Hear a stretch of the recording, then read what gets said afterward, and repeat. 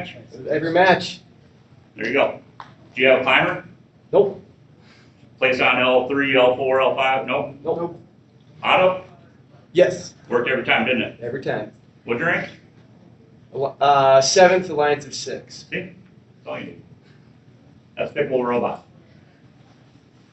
And be ready to talk. What does that mean? We'll talk about it. So here I am. Yep. So I didn't have robotics in high school. I had an AV club. I ran that thing like crazy. It was great. Had a lot of fun with that. I worked in the pay TV world with Dish Network from 2000 to 2015. That was super fun and cold. I've been in the National Guard doing computer radio stuff for the last 22 years. My last drill is tomorrow. I am super excited. I will fully retire out of the National Guard, to be honest. Oh, I'm missing drill today. I'm surprised I haven't gotten a phone call yet, but they think I'm here. Started off with Warp Speed 4239 in 2016. No idea what this was. Looked kind of neat. I built that robot right down there with my team. It came out pretty okay. It got picked. It was the first time they've been picked in a long time since they started. So it was pretty fun. I got to play with King Tech down in Minneapolis. That was cool. We slapped a big old polycarb sheet on there and had it work as a blocker. That was fun. Started up with CIS in 2021 and been there since. My overall record, I'm hoping to improve. I'm not even at 500 yet. 292 and 164. That includes off-season events. I have had 5 state tournament appearances with 3 wins. And I've been a champs every year for the last 5 years. So, preparation for competition, prepare. There is another session later on today over at Glacier South, round 2 for strategic design. I highly recommend that one. That will probably cover a lot of the things from these guys right here. I like to model a lot of the things I think about when I think about robot design, and I think about how robots work and what to do. I've watched a lot of their videos. They have a ton of content online. If you have not seen them, go watch them. If you are trying to next level, get that additional kick in your team, go watch some of their videos. Go watch their strategic design video. They got several other ones out there, but that's my favorite. They do the same one every year. It never changes, and it's awesome. It'll tell you how to do good. But my favorite platinum rule is start with what you know. Right? Mike Corsetta, who does 1678 strategic design, his golden rules. I got platinum rule. Start with what you know. Robots have drivetrains. They all do. We already built our drivetrain for next year. Our 2026 drivetrain's done. It's in our shop. Programmers are programming it. Is that legal? Can I bring that to competition? No. I'm not gonna.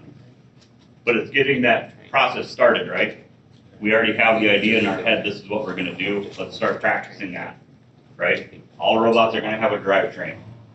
Has the drivetrain requirements changed in the last 5 years much? Little bits here and there, little things with bumpers. 2018 was Number of motors, right? Number of motors you can have, yep. That's for sure a decent change. I got really mad about, I was really excited about trying that out after High Tide came out with their, 3 what the motors. heck, they have 3, 4 motors, 5 more motor swerves, whatever it was. Differential swerve. Oh, gosh. I was like, man, let them go, they're so fast. I want that. And they're like, nope, nobody can have that now. I'm like, But good on them, you know, I always say a good life accomplishment is having a big rule made about you, or made because of you. You know, sometimes that's a good thing, sometimes, you know, hey. But yeah, size and shape of robots haven't changed much. Back in the early days of me, right, 2016, if anybody remembers that game, right, you had a lot of crazy features on the field. You had to go through terrain and all sorts of stuff. Saw lots of weird drivetrains, right? You saw track drivetrains. You had like, you didn't have much swerve. You had lots of Mecanum. You had goofy Mecanum ones where they had like shocks on them and stuff. There's a lot of crazy variations with drivetrains. That's kind of gone now with the introduction of swerve. You don't get as much flavor there. So some could say that's a bad thing, or that it was cool when we had all that variety and it was fun. It was. However, I like being able to go in the season knowing, hey, I'm going to have these 4 swerve pods on my corners, and it's going to be a size somewhere between 26 and 30 inches. And I already know that, right? Or Zach back there's designed like 4 drivetrains in the last 2 months, maybe 5, 6. No. But it's easy, just keep making squares. So yeah, like I said, 1678, keep an eye on their stuff. Go through their strategic design. Go check out the Glacier South. Golden rule number 1: keep it simple. Right? Monticello, I love you guys. You guys, I loved watching that last year. I was like, look at them go. Every match. There they go. There they go again. Kit box, tank drive, worked every time. Didn't climb, didn't do nothing special, but it worked every time. Keep it simple. You don't need all the crazy stuff. Golden rule number 2: steal from the best, invent the rest. Who are we stealing from, Zach? Jack in the Box. Heck yeah, man. You want to steal from the best, go look what they're doing. Right? They post their CAD, everything's available. It's all online. Google it up. You can dive into every nut and bolt on their robot. You know, a lot of the higher echelon championship teams will do that. Folks like the Poofs don't because they're, I don't know, mean. But they haven't been doing this in a good night. I mean, you know, whatever. But I think OP posts theirs, right? I think so. I think they post their CAD. So you can go ahead and look at other teams' CAD. Look at what they've done. Anybody think we're going to be building a turret this year? That's a lot of talk on the old Chief Delphi. They're kind of speculating, like, oh man, we haven't had a shooter game in a while. So maybe. So might want to go look out and see who's done a turret before and find a good one. Anybody know of a good turret lately? Jack in the Box. Yeah, you were right, Zach. You were thinking. So do some research. Find somebody that's done it already. Don't copy it 100%, but you know, get close. Yeah. That's kind of what we did in 2023 with the cone and cube intake. Yeah. Is we had our own design, and then we saw that everybody designed. Yep. It's like, well, that's simple. I'm gonna do that instead. We modified that on ours, and we were driving, I think, week 3, and we were driving around.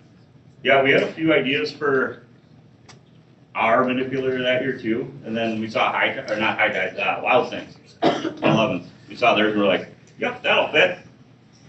And we literally took a picture of from their YouTube post, whatever. We found a good picture of it, traced it out in CAD, looked at it, measured it up, like, yeah, that's about right. Cut it, put it on. Not bad to steal from folks. RI3D? Go ahead. Do you take ideas from the RI3D? I'll take inspiration from RI3D. I try not to watch too much of that early. I'll look at a couple of them. There's a couple that I kind of keep track of. But I don't want too much happening up here. I don't like to see, you know, I tell those guys not to, but they will anyway. Because I'll come into the shop on Tuesday after kickoff, and they'll be like, "Hey, we're gonna look at prototyping this," and yeah, I already saw that video. Like, well, not, or maybe it is a good idea, you know, something like that. But yeah, RI3Ds are a great resource. And again, back to the strategic design class. You know, that's the one thing Corsetta says every time. As soon as kickoff happens, see what game pieces it is. It's going to be a ball. It's going to be a cube. It's going to be a cone. It's going to be a shape. Right? Find out what year had a similar shape and start looking them up. Right? You can look through and be like, look through all the old first games and be like, oh, yep, they used a cube in 2018. Sweet. How do I manipulate that? What are the best type of manipulators for a cube? So yeah. Fail faster. 6045 is awesome at this. You guys cook out robots so fast it's scary. I saw the one last year. It was similar to ours in the rotating thing on elevator. I was like, they did that way faster. And I bet you'll learn a lot faster too. So that's the big key there. And that kind of goes back to my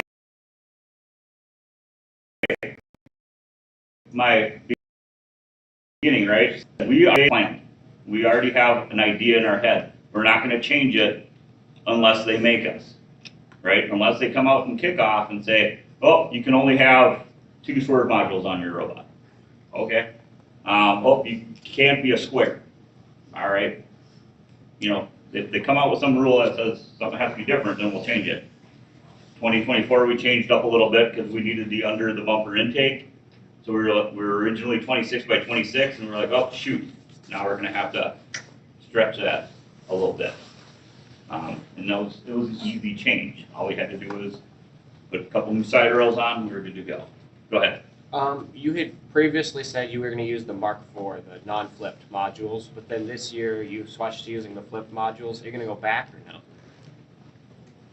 I am currently, we have on there the Mark V ends, Okay, all right. and that's That's the flipped ones. I've spent a lot of money on those, thanks to our guys getting good sponsorships. Yeah, I think we're stuck with those for a little bit. Okay, fair enough. Not going to be buying too many more swerve modules anytime soon. They'll probably kick me off the credit card. Mm-hmm. So yeah, just get something cooked up fast. If it's taking the every bot and making tweaks to it,